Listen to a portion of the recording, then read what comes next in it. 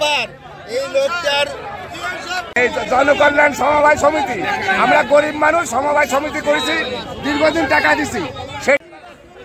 সোমবার বিকালে খুলনার ফুলতলা উপজেলা পরিষদের সামনে যশোর খুলনা মহাসড়ক অবরোধ করে রাখে উত্তেজিত জনতা। কারণ হিসেবে জানা যায়, ফুলতলার সিকিরহাট রোডে অবস্থিত জনকল্যাণ বহুমুখী সমবায় সমিতির প্রায় ৮০০ গ্রাহকের টাকা আত্মসাৎ করে চম্পাট দিয়েছে ওই সমিতির সেক্রেটারি মাহফুজুর রহমান। অভিযোগকারীদের তথ্যমতে প্রায় ১২ কোটি টাকা আত্মসাৎ করেছে মাহফুজ। স্ত্রী, সন্তান ও আত্মীয়দের নামে বেনামে সম্পদের পাহাড় গড়েছেন। এদিকে সহায় সম্বল হারিয়ে পথে বসেছে এই সমিতির শত শত গ্রাহক।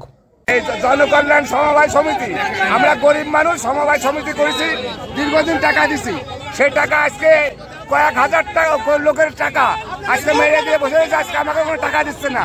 প্রায় ১২ কোটি টাকার মতো আত্মসাৎ করে তারা এখন পালিয়ে বেড়াচ্ছে।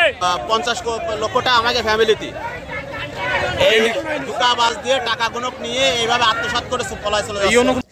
স্থানীয় উপজেলা প্রশাসন বিষয়টি নিয়ে সমাধান করবে বলে কথা দিয়েছিল, তবে সমস্যার উত্তরণ না ঘটায় ২৩ ফেব্রুয়ারি বিকালে ১ ঘন্টার বেশি সময় যাবৎ ফুলতলা মহাসড়ক অবরোধ ছিল।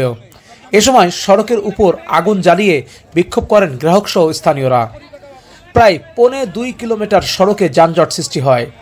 সাবেক ভাইস চেয়ারম্যান গাউসুল আজম হাদি, বিএনপি নেতা পারভেজ ভুঁইয়া সহ ফুলতলা থানার ওসি মনিরুজ্জামান বিক্ষোভকারীদের অবরোধ তুলে নেওয়ার জন্য বারবার অনুরোধ জানান। এই 5 দিন সময় দিয়ে ওসি সাহেব আছেন, এখন আমাদের সঙ্গে ওয়াদাবদ্ধ। তবে ৫ দিনের মধ্যে সমাধানের একটি আশ্বাস পেয়ে উত্তেজিত জনতা অবরোধ তুলে নেন।